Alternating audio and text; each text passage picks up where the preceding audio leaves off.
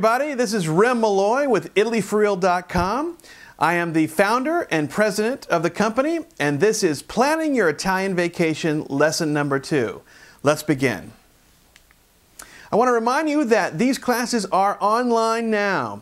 If you need a refresher course or you're attending one of our many classes in person in the United States, you can come up online and get a refresher at any time.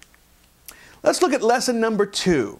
Lesson number 2 is going to cover the hopper flight scenario, a great way to save some money, travel wardrobe recommendations for Italy, luggage recommendations, and a timeline checklist.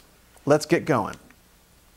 So in October of 2008, I was, and ItalyForReal.com was featured in AOL Travel for what we coined the hopper flight scenario. And this is a strategy that professional travelers like myself have been using for years to save money on getting to Europe from North America. Now this will apply mostly to North American travelers from South America, United States, and Canada. So here's the concept. The concept is that most of the time, many people go up to online to purchase their airfare, and they purchase one ticket. They put in the destination of their home airport and the destination that they want to travel. For our example today, we're going to use Seattle, Washington in the United States as our city, and we're going to want to go to Rome, Italy. Okay. The concept behind the hopper flight scenario is piecemealing your airfare in order to save money. Okay? And so what I want you to do is I want you to go to your favorite internet airline website, and I want you to write down the price for your home airport to Rome, Italy. Okay? That's number 1. And then I want you to go back and price out a trip from your home airport to one of these 4 locations: London, Amsterdam, Dublin, or Paris. So here's what we did. Here's some math for you. We did a major carrier versus a major carrier plus a hopper flight. If you can't read this on your screen right now, if you have the option of blowing your screen up to full size, do that now and you might be able to see this. But we used Seattle again, and we did a Seattle to Rome straight through June 2009, and we used Orbitz.com as our sample. And our airline was Northwest, and it came back with a price of $1,724 per person. So that was our starting point. Now to try to piecemeal that and save some money. We did Seattle to London round trip, the same dates and the same carrier, and it came back with $985 round trip. A tremendous savings, but we're stuck in London. But the experts at ItalyForReal.com know about hopper flights, and one of the ones we know is London to Rome round trip for €58 per person. That's about $74 US. So what did we just do? We just shaved off $665 per person on your ticket by piecemealing it with a hopper flight. That's the hopper flight scenario. Now there are some disadvantages to using the hopper flight. There are some hassle factors which you have to take into consideration. Here they are. They only fly into secondary airports. What does that mean? Here's a map of Rome, and Rome's right here in the center. And if you can see this red X down in the lower left-hand corner, that's going to be Rome Fiumicino Airport, where most of the major carriers will fly in. So that's the airport that you got the high quote on. Ciampino Airport is right here. This is where hopper flights fly into. What's that mean for you? It means a little bit of extra hassle because there's not a train that goes back and forth from the downtown Rome area. You're going to have to take a shuttle bus or a taxi. But if you save $700 per ticket, that hassle factor seems to be worth it. Another restriction is baggage. The hopper flights typically only allow 20 kilograms or 44 pounds of baggage per person. Now this can be a problem for North American travelers which pack very heavily. So take that into consideration. They also only have a limited number of flights per day. For example, out of London to Rome, it's twice a day, morning and night. So you have to do a little homework to make sure that your overseas flight connects in enough time for you to catch that hopper flight so you don't end up stuck in London overnight. Let's go on to travel wardrobe for Italy and what you can expect and what you should wear when traveling abroad. Here's the funeral rule.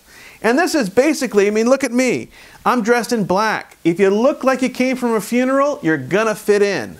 Black and dark colors are everywhere. Europeans like to dress in dark colors, so leave that red shirt at home. Zip on and zip off pants and clothes. Have you seen those? Some adventure clothing stores and name brands now carry clothes the way you can zip off pants to shorts, shorts to pants. And that's really great because of our third rule for churches and religious sites. Churches and religious sites, they don't allow shoulders or knees to be shown inside those buildings. So what do? Do you wear a turtleneck and long pants all day? No, it's too hot. What you need is zip on or zip off clothing. So when you get to the entrance of the church, zip on your legs, go inside. When you get back out in the heat, zip them off, you got shorts again. Luggage. Great. When traveling to Italy, we recommend particular type of luggage for one reason: cobblestones. Cobblestones eat luggage every day in Italy, and the roads are made with huge bricks, uneven, spanning the entire city. And you'll see them everywhere. So here's what we recommend. Number one, pack light. The lighter you pack, the better. Because if you're going to be going to some small little town in Tuscany or Umbria, you may have to walk quite a ways from the place you parked the car to your hotel. You don't want to be lugging a whole bunch of luggage to do that. Hassle factor. Big wheels. Make sure your luggage has huge wheels on it. The bigger the better. The larger the wheel, the easier it's going to be to go over those cobblestones. We recommend one suitcase and one day pack per person.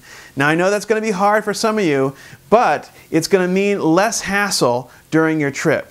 Now we recommend taking one suitcase and bringing home two. Because when you're in places like Florence and Rome, you'll see vendors on the street selling suitcases for 10 euro.